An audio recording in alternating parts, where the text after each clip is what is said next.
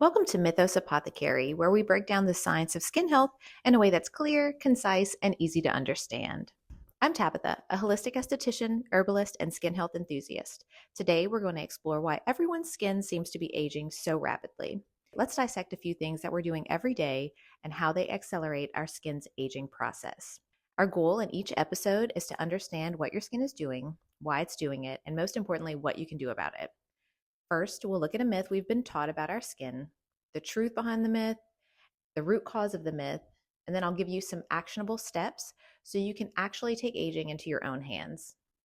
Let's take a quick dive into your skin's aging process. This actually has very little to do with your chronological age. Aging occurs due to both intrinsic and extrinsic factors. Intrinsic factors are things like genetics, hormonal changes, and the gradual slowing of cellular functions as we age, which just so happens to be predominantly affected by extrinsic factors. Extrinsic aging factors are environmental and lifestyle factors, things like poor skincare habits, diet, stress, things of that nature. We've been taught to fear wrinkles like they're these little villains waiting to ambush us the second we move into our 30s. But wrinkles aren't the first sign of aging. They're just one of the last markers to arrive. We're just the ones conditioned to notice wrinkles as evidence that our skin is aging. So basically, our skin ages the way a garden does, based on the conditions of the soil. Think about the spring. When we first plant our gardens, our seedlings or our little seeds go into absolute perfect conditions. We make sure we have the right organic soil, the right amendments, the right fertilizer ratios. Just like when we're born, our skin is immaculate. Our bodies are these perfect, divinely created little vessels. All of the conditions are as they should be.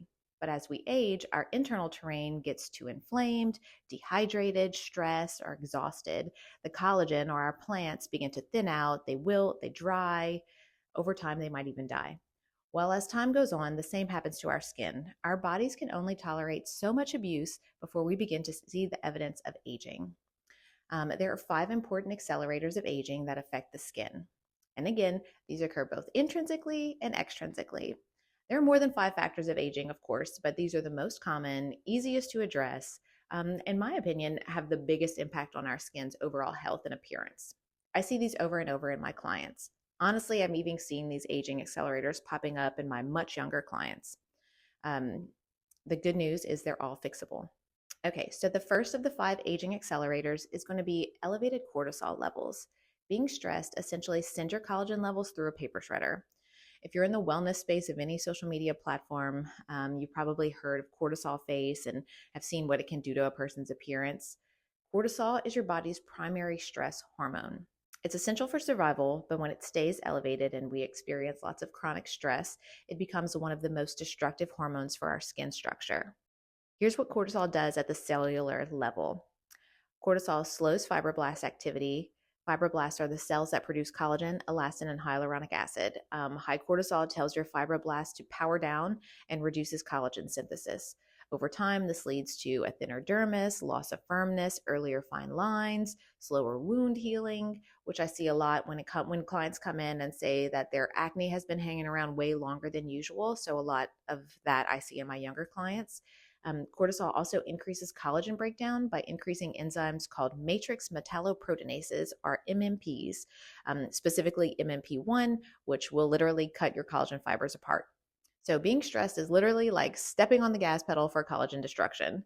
Not only does cortisol damage collagen, but it weakens the skin barrier. An increase in cortisol decreases ceramide and lipid production, leading to transepidermal water loss, inflammation, sensitivity, and just an overall dull appearance to the skin.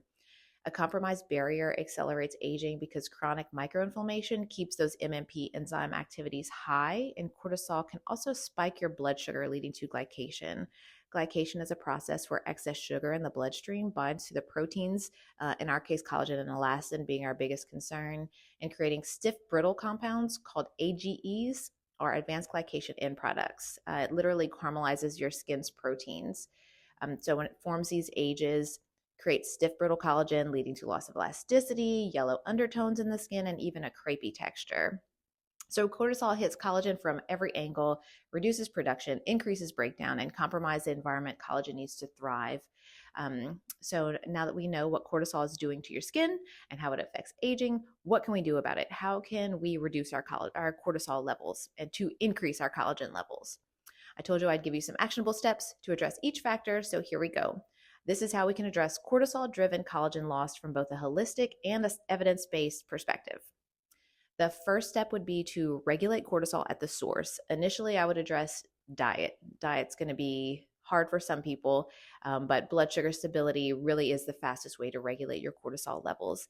Even if you're paleo or carnivore, stress can still spike your glucose levels. So, small tweaks in your diet, such as prioritizing protein and fat early in the mornings, eating meals at regular intervals, adding electrolytes and minerals such as magnesium, potassium, sodium, either in your water or through supplementation. And you want to avoid coffee on an empty stomach. That can also spike your cortisol. So all of these steps can significantly reduce your cortisol output, and your skin will visibly reflect those changes, I'd say, in the first week or two. The next way to regulate cortisol is nervous system downtraining. Now, with these practices, I find daily microdoses work better and are more manageable than long sessions. My favorite way to help regulate the nervous system is practicing box breathing, or simply 2 to 4 minutes of some diaphragmatic breathing every day. The box breathing technique is where you inhale for 4 seconds, hold for 4 seconds, exhale for 4 seconds, hold for 4 seconds, and then repeat that for 3 to 5 cycles. Super easy to do. You don't really have to think about it. You could do it while you're driving, while you're working at your computer, any moment that you have free during the day. The next requires zero effort. I mean, you just literally go outside for 1 to 2 minutes upon waking, look towards the sun. You just take a few minutes each morning to get your circadian rhythm in check. Um, and we'll discuss why that actually works so well later.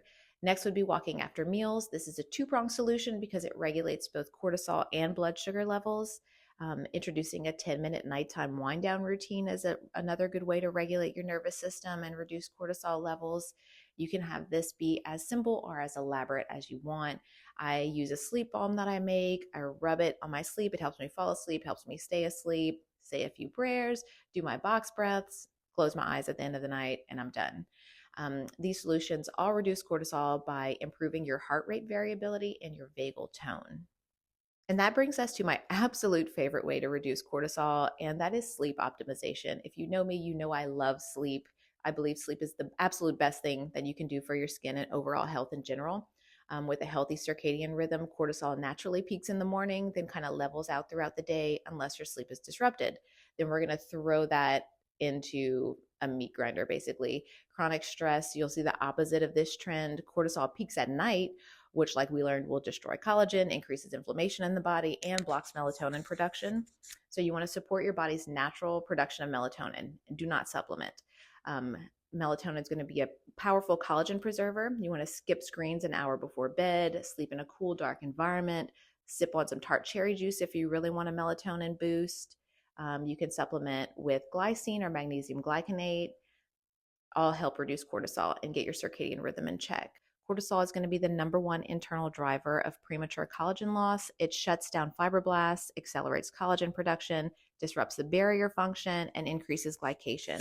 But by stabilizing blood sugar, calming your nervous system, and optimizing your sleep, collagen production can rebound rapidly, often within 4 to 8 weeks without the addition of any topicals.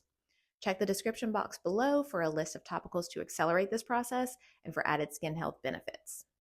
So that was number 1 of the 5 factors that are prematurely aging your skin. In episode 2, we will discuss how blue light is rapidly aging our skin, ways to cut back on blue light consumption, and how to reverse the damage that it's already done to your skin. I hope you enjoyed this video. Comment below if you've tried any of these steps to lower cortisol and rebuild your collagen levels and your results. I'd love to hear some results. Remember, our skin mirrors biology, not birthdays. So if your skin looks older than you feel, look inside first. It's going to be the most science-backed way to reverse aging. Beauty begins with health. If you want more info like this, don't forget to subscribe to get noticed twice a week when I release new holistic skin health episodes. It's been a pleasure.